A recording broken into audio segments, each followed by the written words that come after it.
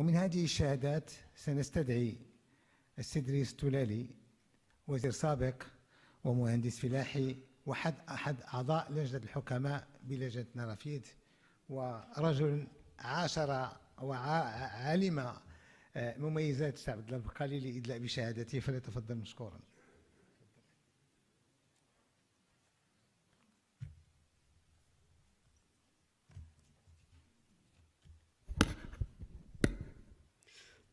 بسم الله الرحمن الرحيم، والصلاة والسلام على أشرف المرسلين. أيها الحضور الكريم, honorable assemblée, c'est un devoir, c'est plus qu'un devoir pour moi, c'est un privilège de participer à cette cérémonie d'hommage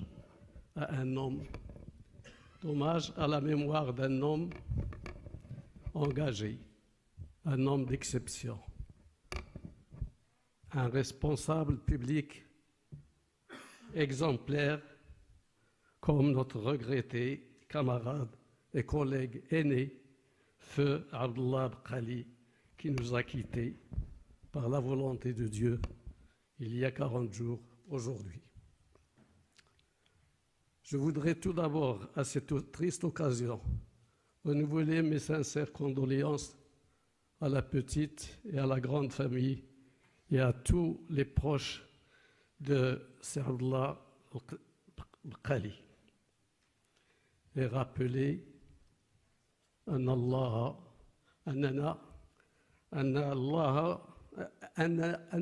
لله وأنا إليه راجعون. Nous sommes à Dieu et nous retournons à Dieu.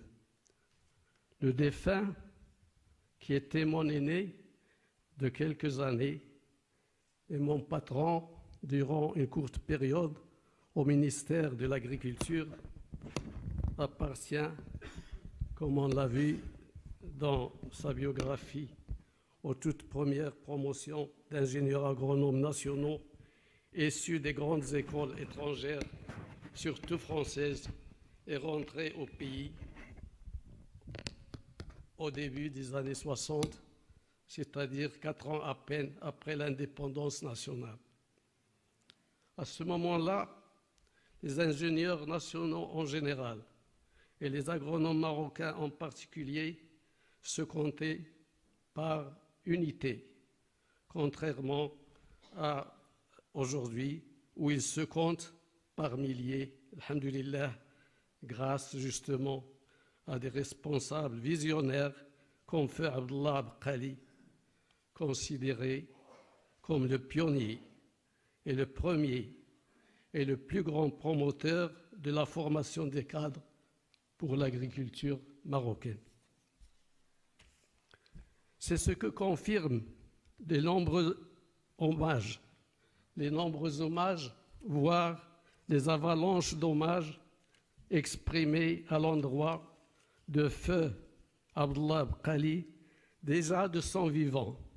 par d'anciens lauréats et lauréates de l'Institut dont il a été le premier directeur général durant la plus longue période. Que pourrais-je ajouter à tous ces hommages sans risquer de répéter les pluies d'éloges, de qualificatifs et de satisfaction déversés sur notre camarade déjà de son vivant et que nous venons aussi d'entendre aujourd'hui. Je me limiterai seulement à les résumer à travers 3 témoignages que vous partagez certainement avec moi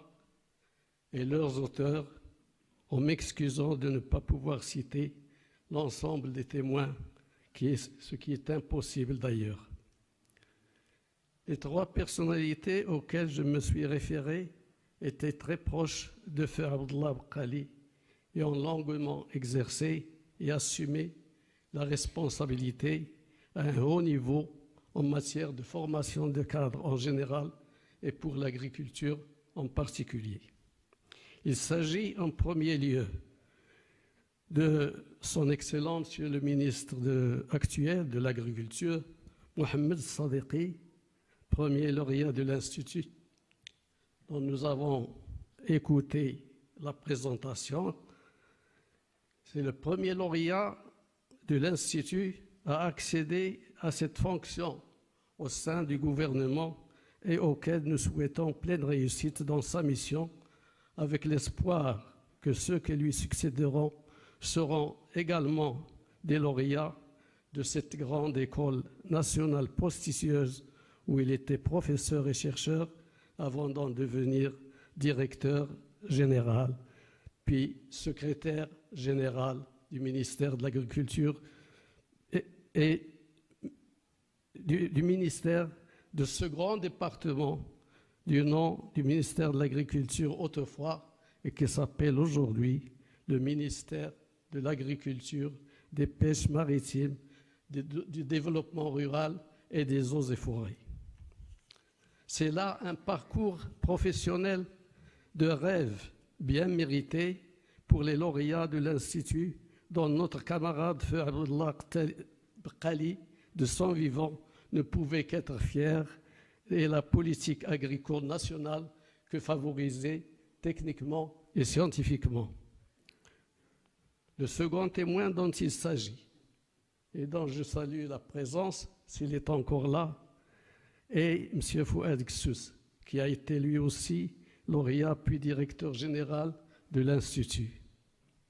Le troisième témoignage émane de M. Abdelhafid Dbar, également lauréat de l'Institut et ancien directeur de l'École nationale d'agriculture de Meknes, puis secrétaire général de l'enseignement supérieur. Selon ces trois illustres témoins, Feu Abdullah Qali, qui était un haut responsable public à la personnalité forte et digne d'admiration, était un visionnaire qui a su élever l'Institut agronomique et vétérinaire Hassan II au niveau des établissements de formation les plus top nationalement et internationalement et a contribué notablement à pourvoir en cadre non seulement l'agriculture, mais aussi d'autres secteurs en amont et en aval de ce secteur. Quant au propre témoignage de Feu Abdellah Qali lui-même, si je puis dire,